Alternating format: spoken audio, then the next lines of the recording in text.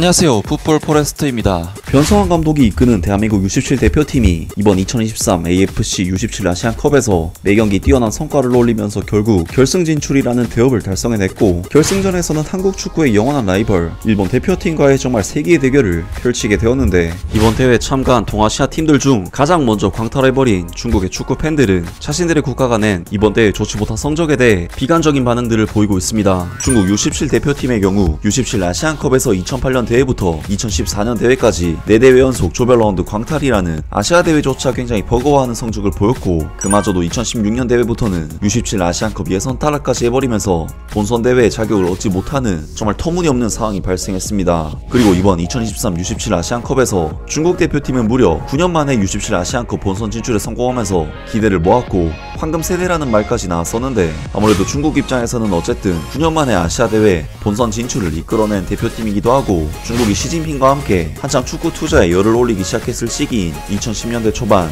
당시 4살 5살 하던 유소년 아이들이 중국 축구의 발전하는 시스템과 함께 같이 성장해온 거의 첫 세대라고 할 수 있었기 때문에 이번 대표팀에 대한 기대치는 중국 내에서도 상당히 기대를 모으는 부분이 있었습니다. 하지만 중국 대표팀은 1차전 아시아 대회에서는 준우승까지 한 적이 있지만 현재 FIFA 랭킹이 100위권 밖에 위치한 상대팀, 자신들보다 명백하게 축구 인프라와 지원 자체가 떨어지는 타지키스탄을 상대로 굉장한 고전을 펼치면서 힘겨운 경기를 펼쳤고 1대1 무승부라는 좋지 못한 성적으로 대회를 불길하게 시작했었는데, 2차전에서는 상대적 강팀이라고 할 수 있는 호주 대표팀을 상대로 그야말로 난타를 당해버리면서 3대5로 패배했고, 이어진 사우디아라비아와의 D조 3차전 경기에서는 0대3이라는 압도적인 스코어로 참패를 당하면서 중국 대표팀은 이번 대회를 0승 1무 2패, 타지키스탄보다도 못한 꼴찌로 대회를 마감하게 되었습니다. 반면 같은 동아시아 국가인 우리나라 대표팀과 일본 대표팀은 이번 대회에서 그야말로 계속해서 승승장구하면서 조별 라운드조차 광탈해버린 중국 대표팀과는 급이 다른 행보를 보여주고 있고,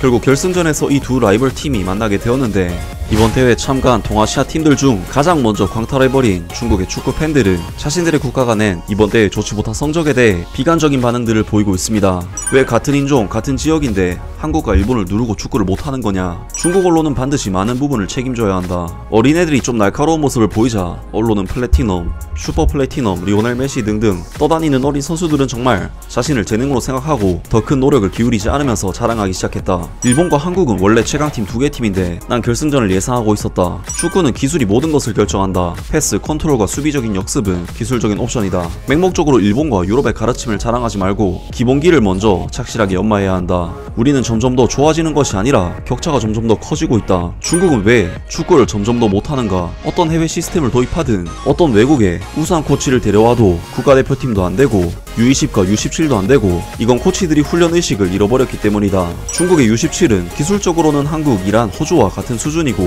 그들의 전술적인 소양은 분명히 한국과 이란보다 낫다. 양첸 감독이 함부로 하지 않았다면 한국, 이란과도 싸울 수 있었을 것이다. 이란을 이길 가능성은 분명 있었고 한국은 잘 모르겠다. 이 세대 중국 선수들은 기술적으로 볼을 소유할 수 있는 능력을 가지고 있다. 한국에는 모든 선수들이 왕이동 수준의 선수들이지만 중국에는 왕이동이 단 한 명뿐이다. 이것이 바로 전체적인 실력과 인재 비축의 두 개의 차이다. 17세 이하 아시안컵의 탈락은 양첸 감독 책임이다. 하지만 축구협회가 1차 책임자다. 프로 경험이 전무한 양첸 감독이 어떻게 감독직에 오를 수 있었을까? 양첸은 좋은 선수였긴 하지만 감독과 축구는 별개의 문제다. 축구협회는 사람을 너무 마음대로 뽑는다 등등 많은 중국 축구 팬들이 굉장히 부정적인 반응들을 보였는데요. 정말 중국 축구의 사례를 보면 돈만 쏟아붓는 것이 답이 아니라는 것을 알 수 있는 결과가 아닐까 싶은데, 결국 황금 세대라고 불렸던 세대조차 한국과 일본에 대한 격차를 전혀 좁히지 못했기 때문에 중국의 이러한 사항은 월드컵 출전국 숫자가 확대되는 그러한 어드밴티지가 생겨도 월드컵 진출을 장담할 수 없게 만드는 부분이 아닐까 싶습니다. 아무튼 오늘 영상은 여기까지고요. 영상 재밌게 보셨다면